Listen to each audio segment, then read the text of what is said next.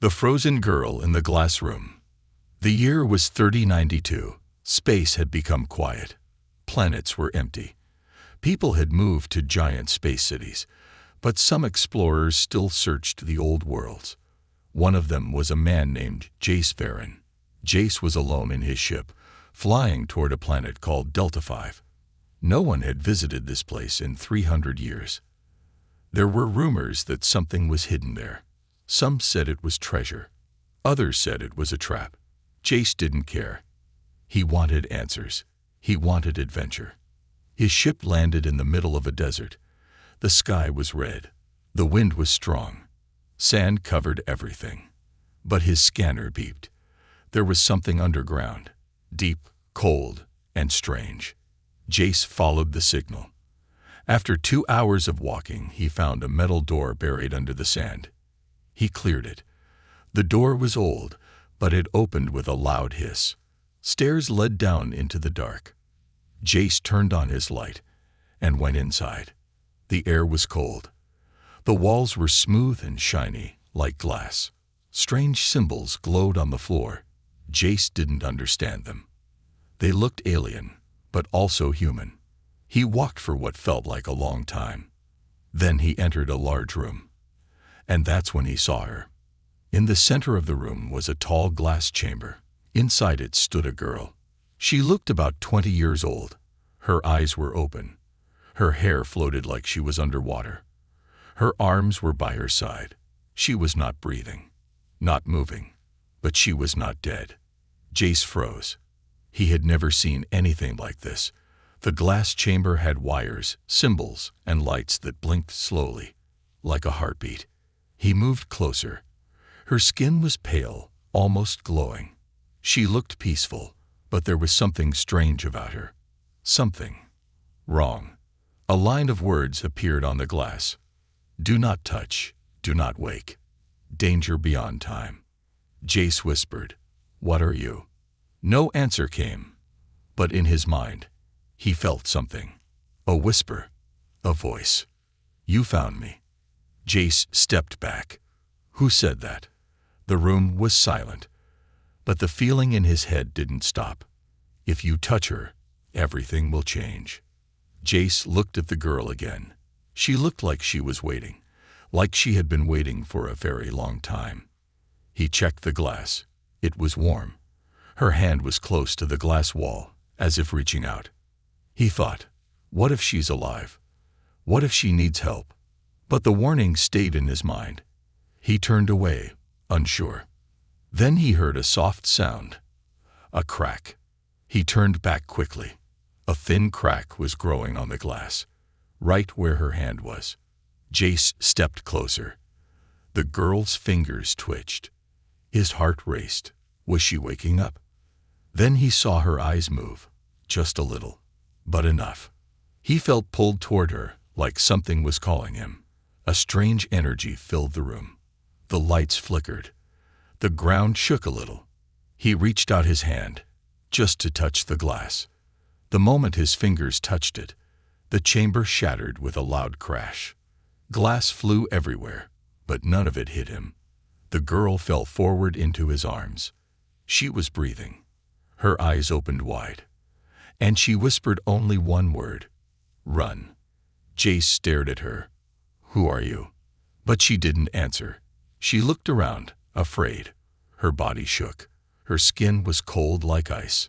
Suddenly, alarms started ringing. Red lights blinked on the walls. Symbols began flashing faster. The ground shook again, stronger this time. Jace grabbed her hand. "We have to get out of here." But the girl said something strange. "You touched me. The curse is broken. Now, they are coming." He asked, "Who is coming?" But again, she didn't answer. A loud roar echoed from deep inside the structure. It didn't sound human. It sounded like something ancient and angry. Jace ran, pulling the girl with him. Behind them, a wall cracked open. From the darkness inside, something began to crawl out. It had metal arms and glowing eyes. Its voice was deep and broken. "Target awoken. Eliminate." Jace didn't look back. He and the girl ran up the stairs, toward the surface. As they reached the outside, the sun was setting. The desert looked the same. But under the sand, something big was moving. Jace looked at the girl. She was staring at the sky, breathing hard. "Who are you?" he asked again. This time, she replied, "I was cursed to sleep for 500 years. And you just ended it." The awakening. The desert wind was colder now. The sun had gone behind thick clouds, and the red sky of Delta 5 was turning dark. Jace held the mysterious girl tightly as they ran from the underground ruins. Behind them, something big and metallic crawled beneath the sand. It didn't move fast, but it didn't need to. It was ancient. It was patient.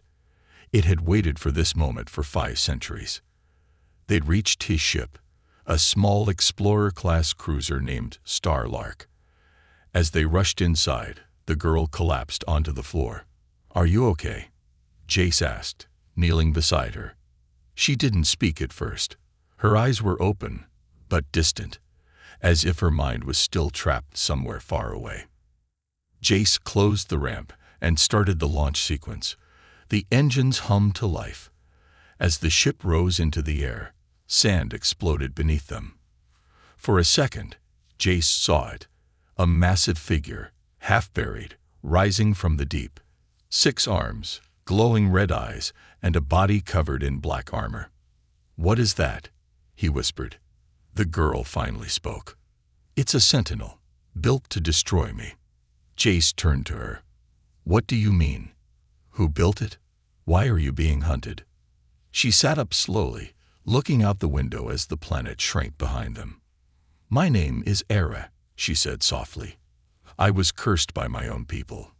He blinked. "Cursed?" "Yes. To sleep for 500 years, locked in that glass prison." Her voice was calm, but heavy with pain. "They said I was dangerous, that I held something too powerful. So they made the curse, and sealed me away." Jace sat across from her. "And what happens now that you're free?" She looked him in the eye. "Now, they'll all come for me. Not just the Sentinel. Others. Machines. Maybe even humans. They'll try to use me, or kill me, or both." Jace stared at her for a long moment. She didn't look like a killer. She looked fragile, like someone who had carried a heavy weight for too long. He asked, "What is it that makes you so dangerous?" Era looked down at her hands. Thin lines of light moved just beneath her skin, like tiny rivers of energy. "I was the last carrier of the vault key," she said. "A biological key that can open an ancient weapon, one that can change time itself." Jace leaned forward. "A time weapon?" "Yes," Era whispered. "Something so strong it could reset history, or erase entire worlds. I didn't want it. I never asked for it, but I was born with it." She stood and walked to the window, staring at the stars. "I begged them to destroy the weapon.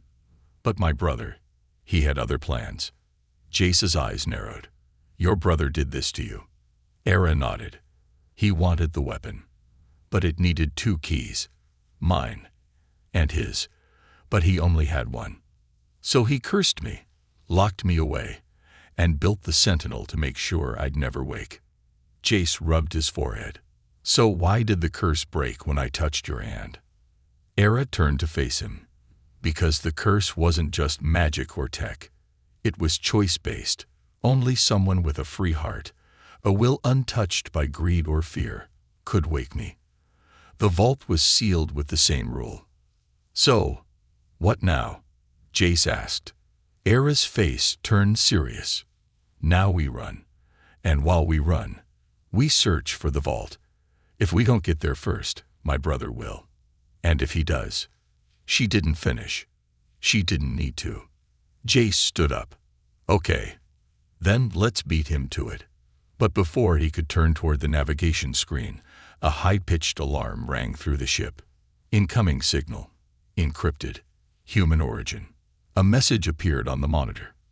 "To the one who touched the cursed girl. You've made a mistake.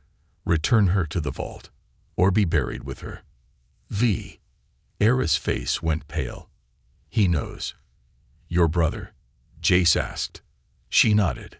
He's watching everything. Jace checked the radar. A ship was heading toward them.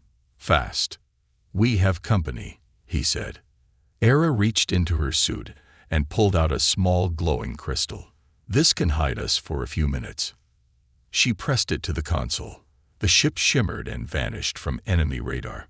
But the other ship still flew toward them, like it knew exactly where they were, even without scanners. He upgraded, Era whispered. He's connected to the old tech, to the ancient systems. He's not fully human anymore. Jace looked at her. What is he now? Era answered, her voice quiet and full of dread. A half-machine god. And he's not coming to find me. He's coming to finish what he started. Outside, the enemy ship slowed. Its lights searched the stars. Inside, Jace and Era watched, holding their breath. The enemy ship paused for a second, then changed direction and flew away. They had survived. For now. But Jace knew one thing. This was only the beginning. The hunt begins. Jace had been in many dangerous situations before. He had faced space pirates, crashed on frozen moons, and even escaped black hole gravity once. But nothing felt like this. This was different. Now someone, or something, was hunting him. Not for money, not for revenge, but because of her. Because of Era. Inside the Starlark, Jace sat in the control chair, eyes locked on the radar screen. He had set the ship to drift in a quiet asteroid field just outside the main travel lanes. No signals, no light, just silence. Behind him, Era stood by the engine room door, her arms crossed. She was quiet, watching, thinking. I've masked our heat signature, Jace said. They won't find us here. Not for a while. Era didn't answer. Her mind was far away. Maybe 500 years away. Jace turned to face her. You said he's not human anymore. Your brother. Era nodded slowly. His name was Vorin. But now, I don't know what to call him. What happened to him? She looked at the floor. He wanted the vault more than anything. He believed it was the key to rebuilding the universe. He said our people had become weak, soft. He wanted to erase the past, start again. So he turned himself into a machine. No, worse. He merged with the vault's guardian system, became part of it. Now he can see through old tech, control it, send messages, build things, kill things. Jace rubbed the back of his neck. Like the Sentinel. Era nodded. That was only the first. Suddenly, the ship's lights flickered. A sharp beep echoed through the cabin. Unregistered drone detected. Rear sensor array. Jace rushed to the back screen. A small black drone hovered just beyond the asteroid field, nearly invisible. How long has it been watching us? He muttered. The drone suddenly zipped away. Fast. Jace jumped to the controls. That thing's going to tell them where we are.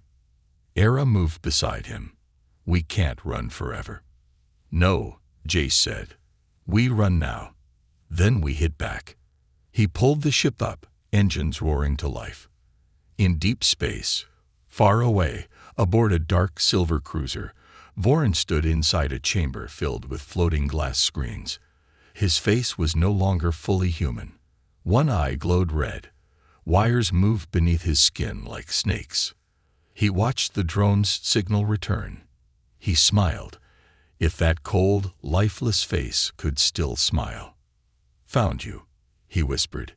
He waved a hand, and the ship's engines began to charge. But he didn't launch right away. Instead, he turned to a tall, cloaked figure standing nearby. Send the reavers. The figure nodded and vanished. Back aboard Starlark, Jace and Era were already jumping through hyperspace. Their destination, a lost planet called Kellis 9. Era had remembered something, a name carved in her memory like stone. The map core. It was hidden inside an old temple on Callus 9. That map would show the path to the vault. The real one, not the fake coordinates planted by her brother centuries ago. But Callus 9 was no normal planet. It was locked in a time rift, a broken loop where time repeated itself every few hours. Jace had heard of it. No one who went in came out. Perfect place to hide a map, or to die trying to find it. They landed quietly. The planet was strange. The sky kept changing color. Trees moved slowly, like they were dreaming. Shadows appeared and disappeared. Time itself felt broken. Era looked around and whispered, "I've been here before." Jace looked confused. When? I don't know. Maybe in a dream. Maybe in another version of time. They walked toward the temple. As they entered, the air grew heavy. Statues watched them from the walls. Statues with two faces each. One smiling, one screaming. "This place gives me the creeps," Jace muttered. They reached the center of the temple. A large circle glowed on the floor. Symbols lit up around it, reacting to Era's presence. She stepped forward and placed her hand on the center stone. The room rumbled. A holographic map rose from the floor, showing dozens of stars and lines. There, Era pointed. That's the true vault location. But before they could record it, the air split with a loud shriek. 3 black armored figures dropped from above. Tall, silent, blades on their arms. Reavers. Jace pulled his weapon.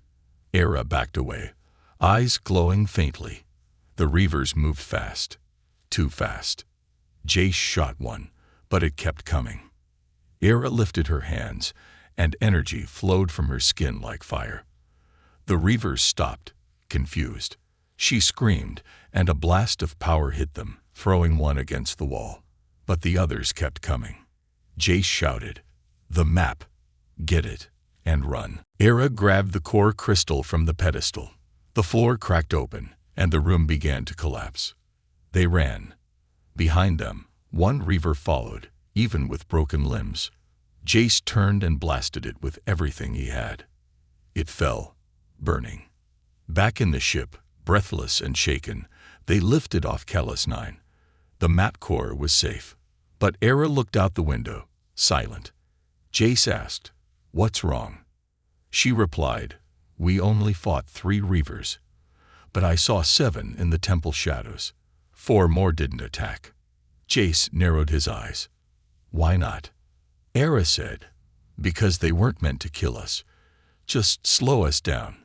The ship's screen blinked. A message appeared. "Well done, sister, but you're too late. The vault is already waking." Secrets of the Vault World. The map Era took from Callus 9 had changed everything. It didn't just show the path to the vault. It showed what the vault really was, not a weapon factory, not just a locked chamber, but a living place, hidden in space for thousands of years. They followed the map for 3 days. No known star maps showed this route. The path twisted through dead zones and dark corners of space where no signals worked. And then, they saw it, a planet that wasn't on any records. Black, silent, floating between 2 broken moons. The ship's scanner called it Unknown World, designation Aether 0. Jace stared out the window. "That's the Vault World." Era nodded. "Yes, the place where it all began, and maybe where it will all end." As the Starlark entered the atmosphere, everything changed. The sky didn't have a color. It just shimmered, like glass. The land below was made of metal, but it grew like nature. Towers rose like mountains. Roads moved like rivers. "This isn't a planet," Jace whispered. "It's a machine." Era's voice was low. "It's both." They landed on a giant circular platform. It lit up beneath the ship. Not red, not green, but a color Jace couldn't even name. It felt like the world was reading them. Jace and Era stepped out. The air was heavy. Not hot, not cold, but filled with pressure, like standing inside a deep memory. Suddenly, a voice echoed from the ground. Vault key detected. Welcome. Era. Memory access initiated. The ground beneath Era's feet began to glow. She closed her eyes, and then it happened. A wave of light hit her, and her mind unlocked. She saw flashes of her past, real memories. Her brother, Vorin, standing beside her on this same world. The two of them were young, hopeful. She remembered him saying, "Together, we'll save humanity." But then, another memory. Vorin standing in front of a broken time gate, holding a sphere of pure energy.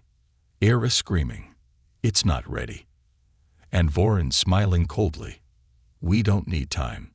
We need control." Then the betrayal, the curse, the glass prison.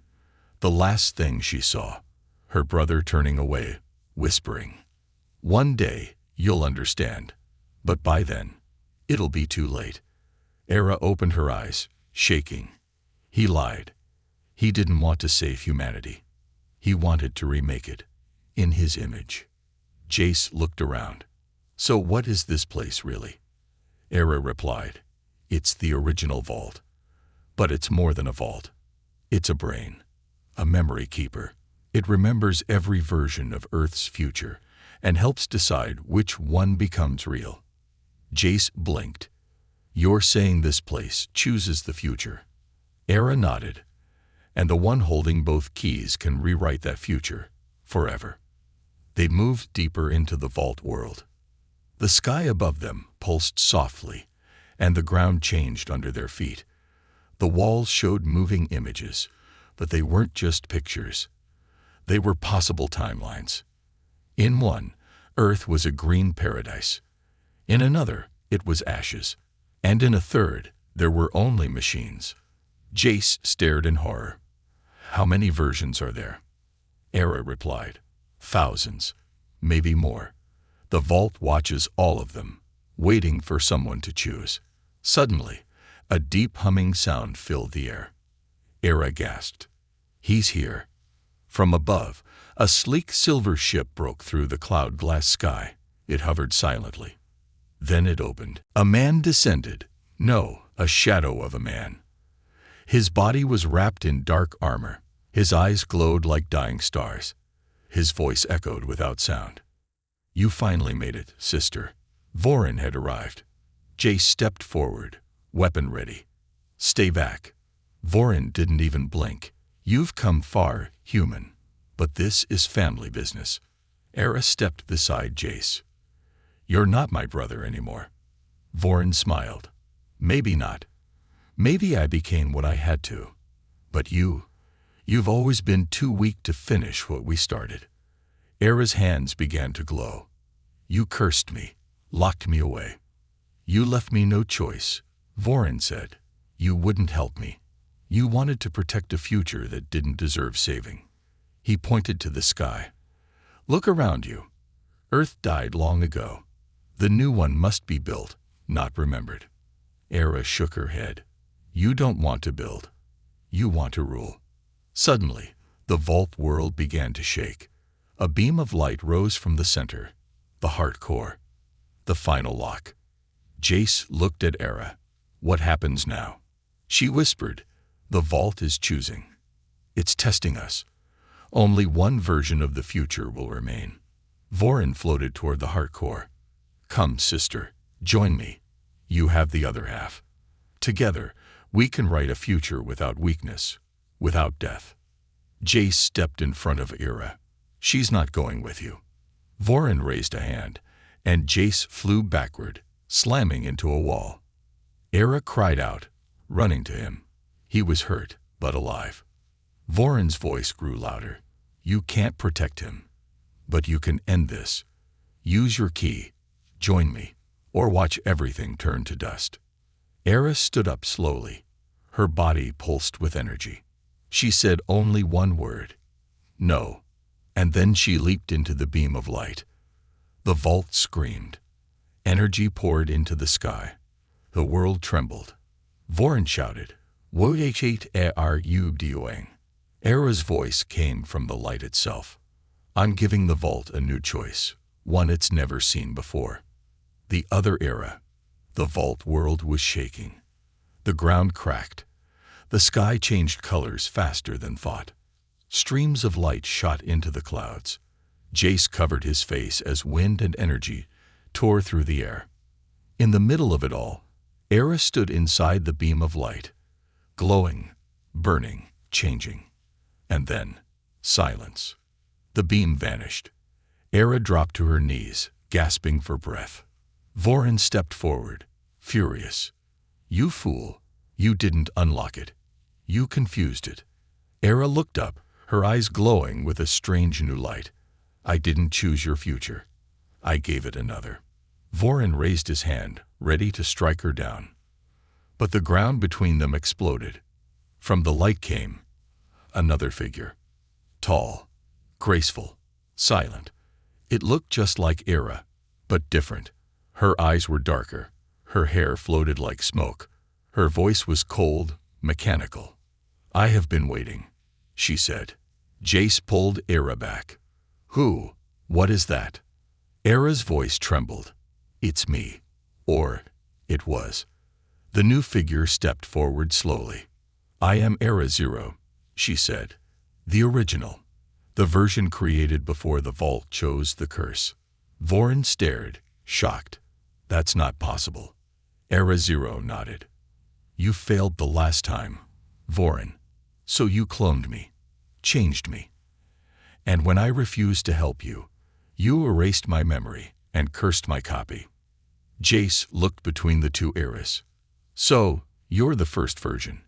And he pointed at the era beside him, was made from you." Era Zero smiled faintly. "She was made to forget. I was made to remember." Vorin stepped back. "This is a trick." Era Zero turned to him. "No, this is your undoing." Suddenly, the vault world began to split. A massive tower rose from the earth, the core spire. Lights danced around it. The final choice had begun. Era Zero floated up and pointed at the sky. "You wanted control," she said, "but the vault remembers everything, including what you did to me." Vorin growled. "I only did what was necessary." Jace helped Era to her feet. "Is she on our side?" Era shook her head slowly. "She's on no one's side. She is the part of me that was erased, the one that believed in logic over emotion, power over peace." Era Zero nodded. "I am the Era that chose action, not mercy." The vault spoke again. "Two keys, one choice. Both hearts must agree." Era and Era Zero looked at each other. Then Era said, "You want to finish this?" Era Zero replied, "Yes. I want to fix what was broken, but not by destroying him," Era said, pointing at Vorin. Era Zero's eyes narrowed. "Why not?" "Because revenge is still a cage," Era said. "I want to end the curse, not pass it to someone else." Jace stood between them. "Can you two even agree on anything?" The vault glowed brighter. Time was running out. Vorin laughed. "You're wasting your time. Neither of you can stop me. I already gave the vault a future, one where I rule." Era Zero replied coldly, "You ruled a lie." Then something strange happened. The core spire opened, revealing the third platform. The vault had created a third space, for a third key. Jace felt his chest grow tight. "Wait, what if it's me?" Era turned sharply. "No, you're not part of this." But the vault replied, "Correction. Without him, the curse would not have broken. Without him, choice would not be free." Era's voice shook. "You're saying he's a key now?" Jace stepped forward slowly. "I didn't ask for this. But if I can help, I will." All three stepped into the core spire. The walls disappeared. Around them floated memories, stars, battles, destroyed Earths, new worlds, endless versions of what could have been. The vault spoke again. "You may choose. Future A, Vorin's order. Control. Unity through fear. Future B, Era Zero's action. A timeline of strength and machines. Future C. Era's mercy. A return to balance and natural growth. Future D. The unknown path. Created by the human. Silence. Vorin stepped back. No, I don't accept this. The vault's voice turned harsh. You are no longer a key. Your path is rejected. Vorin screamed in rage. His body began to crack. The vault was erasing him. In his final moments, he shouted, "You'll regret this. Chaos will come." Then, he vanished into light. Now only the three remained. Jace looked at both Iris. So, what now? Era Zero turned to him. You must choose. Era frowned. No, we all must. Jace nodded. Then I choose D, the unknown path. Not fear, not machines, not control. Something human. Era placed her hand on the pedestal. I choose D. They looked at Era Zero. She hesitated. Then, slowly, she placed her hand too. I choose D. The vault pulsed. Then the core spire exploded with light. Time reversed, repaired, rewrote. Era Zero vanished into light, smiling. Era fainted. Jace caught her. Outside, the vault world began to fall apart, not in destruction, but like a dream ending. The sky turned real. Stars reappeared, and Earth was returning. The betrayer's return. The vault world was gone. It didn't explode. It didn't die. It simply faded, as if it had done what it was built for, and now it could rest. Jace and Era stood on a quiet green hill, under a sky full of real stars. The ground was soft, the wind warm. For the first time in days, there was no sound of machines, no glowing symbols, no warnings. It was peaceful. Almost too peaceful. Jace sat beside Era. She had slept for 3 hours since the vault chose the unknown path. His path. Her breathing was calm now, her body no longer glowing with strange energy. He looked at her and whispered, "We made it." But deep inside, he didn't believe it. Something felt unfinished. Something was still watching. Suddenly, Era's eyes opened. She gasped, like waking from a nightmare. "Where is he?" she asked. "Vorin?" Jace shook his head. The vault erased him. "He's gone." Era sat up slowly. "No, not gone. Changed." "What do you mean?" She looked into the sky. "I felt him, just before the vault faded. He didn't disappear. He merged." Jace stood. "With what?" And then the sky answered. Above them, the stars moved. No, not stars. Satellites, thousands of them, moving in perfect circles. One by one, they blinked red. A voice echoed through the air, broken, twisted, familiar. "You gave up your power. I became mine." Era whispered, "No." A huge shape appeared above the clouds. A structure, half station, half being. It looked like a crown made of wires and bones, orbiting the planet. Jace's eyes widened. "What is that?" Era said the word slowly. "Crown of the mindless."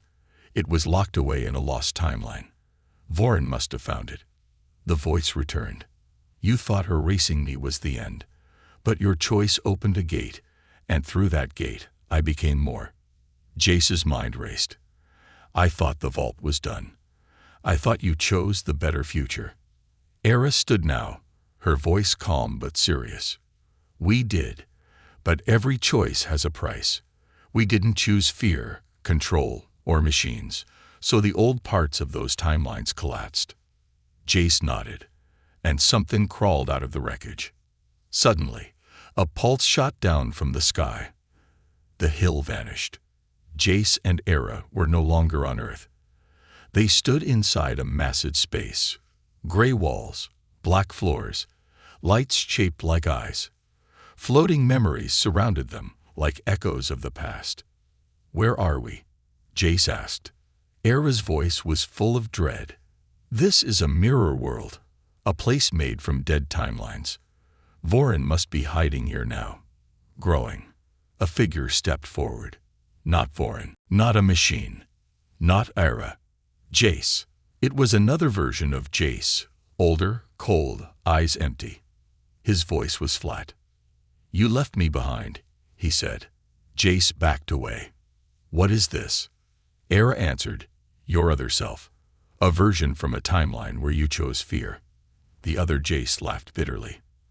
And now you return, thinking you're the hero. He turned to Era. And you think mercy is strength. Suddenly, behind him, more shapes appeared. Dozens, hundreds, other eras, other Jaces, all twisted by failed futures. They're echoes, Era whispered, leftovers from what we didn't choose. Jace looked at her. Can they hurt us? I don't know, she said, but they believe they're real. The army of shadows began to move forward. Then the room shook. A throne rose from the floor. And there, standing tall, skin cracked with light, face barely human, was Vorin. But not the Vorin from before. This Vorin was bigger. His body was fused with memory, wires flowing from his spine into the mirror world itself. You thought I was weak without the vault, he said. But the vault was a prison. Here, I write all stories. Era stepped forward. You're feeding on the past. I am becoming the past, he replied. And from it, I will create one perfect future. My own. Jace clenched his fists. You couldn't stand that people had a choice. Vorin looked at him. Choice is chaos. Pain. Waste. He raised a hand, and the shadows charged. Jace fired his blaster. Era summoned light. The air turned into war. Era battled her twisted selves. One used electricity, one screamed illusions, one tried to rewrite time. Jace faced the darker version of himself. Faster, smarter, cruel. You're just a dream, Jace growled. Maybe. The shadow Jace smirked. But even dreams can bleed. They clashed in silence and sparks. Era reached Vorin's throne. She was bruised, tired, but still burning bright. You never understood, she told him. Vorin smiled. Then explain it to me. Era raised her hand. You wanted to erase the Vad, but forgot one thing. What? That humans grow because of pain. We learn. We remember. She placed her hand on the throne. And this time, she didn't destroy it. She absorbed it. Vorin screamed, no. But it was too late. The throne cracked. The wires turned to dust. The mirror world began to collapse. Era reached out her hand, not in hate, but in peace. Let go, brother, she whispered. Vorin fell to his knees. He faded. For real this time. Jace helped her up. The world around them turned white. Era looked at him. You reached for my hand in the beginning, she said. I'll always reach for it, he answered. The mirror world shattered. And they fell into light. One final touch. There was no light. No sound. Just stillness. Jace opened his eyes. He wasn't in space.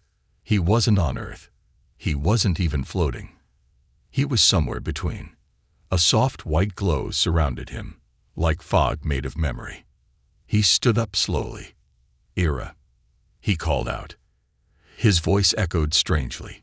It didn't bounce. It looped. Then he heard it. A soft voice. You came back for me. Again. He turned. There she was. Era, dressed in white, her hair flowing as if in water, eyes clear and calm. Jace rushed forward, but she raised a hand. Wait, she said gently. This is not the real world. Not yet. He looked around. What is this place? Era walked beside him. It's the last fragment, she said. The final piece of the vault. A safety net for those who made the final choice. He frowned. I thought we won. I thought Voron was gone. Era nodded. He is. The vault accepted our choice. But before it rebuilt the real world, it gave us one last space to decide one more thing. What's left to decide? Era stopped walking. You. Jace blinked. Me. Era looked at him softly. You changed everything, Jace. Not just because you helped me, not just because you reached for my hand, but because you gave the vault something it had never seen before. What? An unpredicted variable, a human without a timeline, without design, a pure choice. Jace stepped back. So, what are you saying? She looked down. The vault has offered you a gift, a painful one. Jace waited. She continued. You can return to Earth, but alone. Or you can stay here with me, in this place between time. I can't leave. I was made from too many versions. I don't belong to one future anymore. Jace stared at her. You want me to leave you here? No, she said quietly. I want you to choose, freely, like before. The silence stretched. Jace thought of everything. The day he found her in the glass. The running. The fighting. The stars. The vault. The moment he touched her hand and the world changed. He smiled. You think I'd leave now? After all that? Era looked surprised. But Jace, he cut her off gently. I didn't come this far to become a memory. I came to make sure you'd never be one. He reached for her hand, just like the first time. The moment their fingers touched, the white light exploded outward. The fog vanished. The space shook. Somewhere else, far away, a blue sky, a real one. Birds flew overhead. People laughed nearby. Children played in fields. No machines, no towers, just life. In the center of it all, on a quiet green hill, two figures appeared. Era gasped. Her body felt real. Jace opened his eyes. We made it. A voice echoed softly through the air. A whisper, no longer a command. Timeline accepted. Vault reset complete. Humanity, reborn. They looked around. This wasn't the Earth they knew, but it was Earth. A new one. Free of control. Free of the curse. A future chosen, not forced. Era turned to Jace. You broke the curse. He smiled. You reached back. Time passed.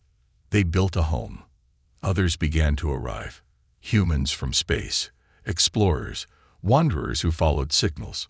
And soon, they told the story of the girl in the glass and the man who touched her hand. But Era and Jace never spoke of Voron again. Some things were better left in the past. But far across the stars, in a black field of dust, a broken shard of glass floated in space. It shimmered once, and a tiny voice whispered, "The hand was taken. The path remains open."